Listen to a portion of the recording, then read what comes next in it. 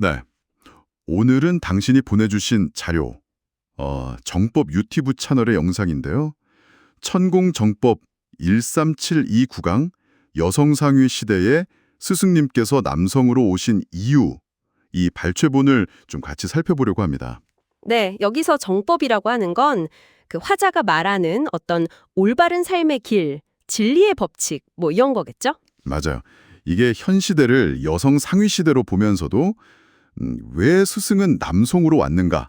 그리고 이게 또 한국 사회 문제랑 어떻게 연결되는지 상당히 그 독특한 시각을 보여주더라고요. 그렇죠. 관점이 아주 명확해요. 그래서 이번 분석은 이 자료의 핵심 주장, 그러니까 성별 역할, 뭐 영적 리더십, 사회적 책임 이런 것에 대한 화자의 생각을 좀 깊이 파악해보고 당신에게 중요할 만한 그런 시사점을 찾아보는 걸 목표로 하겠습니다. 네, 좋습니다. 자, 그럼 바로 시작해볼까요? 일단 이 자료에서 화자는요, 영적 지도자를 뭐 남성이다, 여성이다 이렇게 나누는 것 자체가 좀 동문적인 관점이다 이렇게 말해요. 네네. 중요한 건 사람이냐 아니냐 뭐 이런 거죠. 진정한 수행자는 성별을 초월한다 이런 주장인데 그렇죠. 그러니까 리더십이나 영적인 성숙도, 이걸 성별 문제가 아니라 개인의 어떤 깨달음, 그 수준에서 봐야 한다는 접근이요. 깨달음의 수준. 네, 화자는 진정한 스승은 성별을 넘어선 존재, 뭐랄까 어버이 같은 존재라고 해요. 영혼들을 이끄는 일종의 정신적 부모 역할을 한다는 거죠. 정신적 부모. 네, 성별 구분은 그냥 생물학적인 거다. 자손 번식, 그거에 국한될 뿐이고 사회적 역할하고는 상관없다는 거예요. 그런데 바로 이 지점에서 좀 흥미로운 주장이 나와요. 화자는 지금 시대가 원래는 여성 상위 시대가 되어야 했다. 이렇게 규정을 하거든요. 네, 네. 그 표현이 나오죠. 이게 뭐 특정 시대 흐름상 여성이 사회 운영의 좀 주체가 돼서 지혜를 발휘해야 하는 시기, 뭐 이런 뜻 같아요. 맞아요. 그런 뉘앙스죠.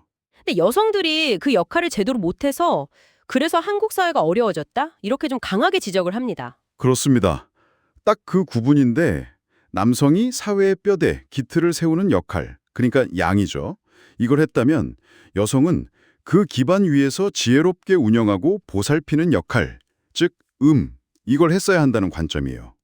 남성은 건설하고 여성은 운영한다. 네. 근데 이게 실패했다는 거죠.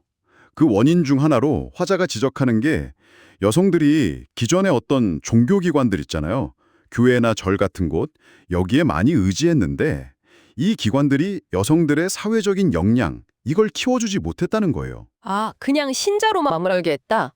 사회 발전에는 기여 못하게 하고. 정확해요.